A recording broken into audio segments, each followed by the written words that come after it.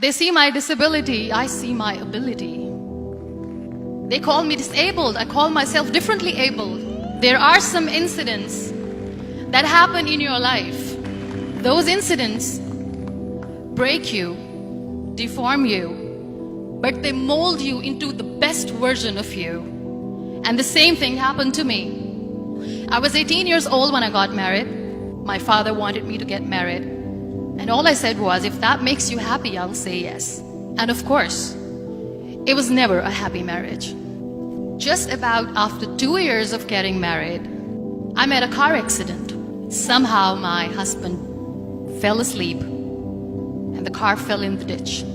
He managed to jump out, saved himself. I'm happy for him. But I stayed inside the car and I sustained a lot of injuries. The list is a bit long, don't get scared. The wrist was fractured. Shoulder bone and collarbone were fractured. My whole rib cage got fractured. And because of the rib cage injury, lungs and liver were badly injured. I couldn't breathe. I lost urinary bowel control. That's why I have to wear the bag wherever I go. 3 vertebrae of my backbone were completely crushed, and I got paralyzed for the rest of my life. I finally ended up in a hospital where I stayed for 2.5 months. I underwent multiple surgeries. One day, doctor came to me and he said, well, I heard that you wanted to be an artist, but you ended up being a housewife. I have a bad news for you. You won't be able to paint again because your wrist and your arm are so deformed, you won't be able to hold a pen again.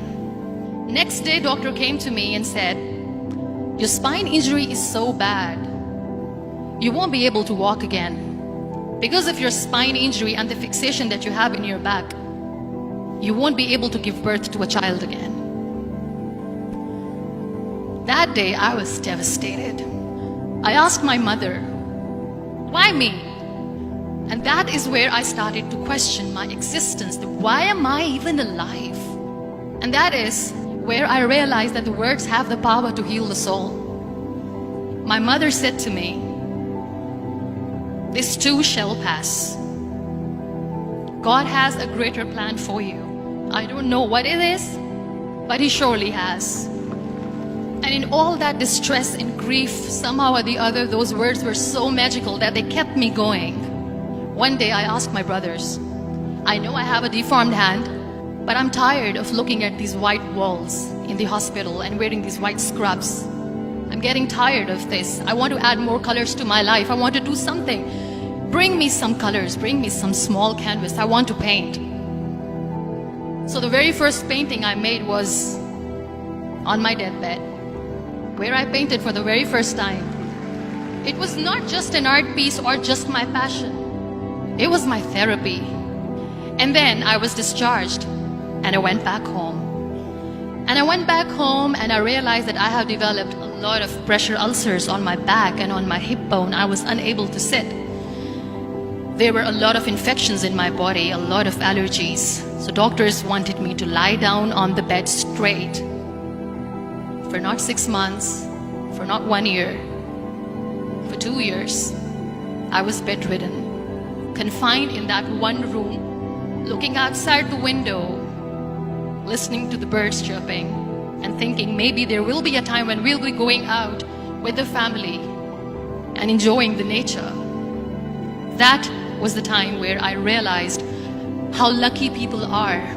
That is the time where I realized that the day I'm going to sit, I'm going to share this pain with everyone to make them realize how blessed they are, and they don't even consider them lucky.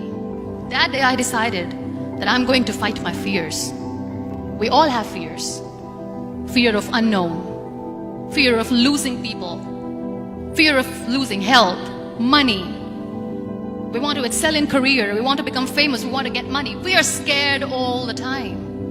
So I wrote down one by one all those fears. And I decided that I'm going to overcome these fears one at a time. You know what was my biggest fear? Divorce. I was trying to cling on to this person who didn't want me anymore, but I said no. I have to make it work. But the day I decided that this is nothing but my fear, I liberated myself by setting him free. And I made myself emotionally so strong that the day I got the news that he's getting married, I sent him a text that I'm so happy for you and I wish you all the best. And he knows that I pray for him today. Number 2 was, I won't be able to be a mother again. And that was quite devastating for me. But then I realized there are so many children in the world, all they want is acceptance. So there is no point of crying, just go and adopt one. And that's what I did. People think that they will not be accepted by the people because we, in the world of perfect people, are imperfects. So I decided that instead of starting an NGO for disability awareness, which I know will not help anyone, I started to appear more in public. I started to paint. I decided that I'm going to join the national TV of Pakistan as an anchor person. And I've been doing a lot of shows for the last 3 years. I became the National Goodwill Ambassador for UN Women Pakistan, and now I speak for the rights of women, children. We talk about inclusion, diversity, gender equality, which is a must. Every time I go in public, I always smile. It's always a big toothy smile on my face, and people ask me, don't you get tired of smiling all the time? What's the secret? I always say one thing, that I have stopped worrying about the things that I have lost, the people that I have lost. Things and people who were meant to be with me are with me. And sometimes, somebody's absence makes you a better person. Cherish their absence. It's always a blessing in disguise.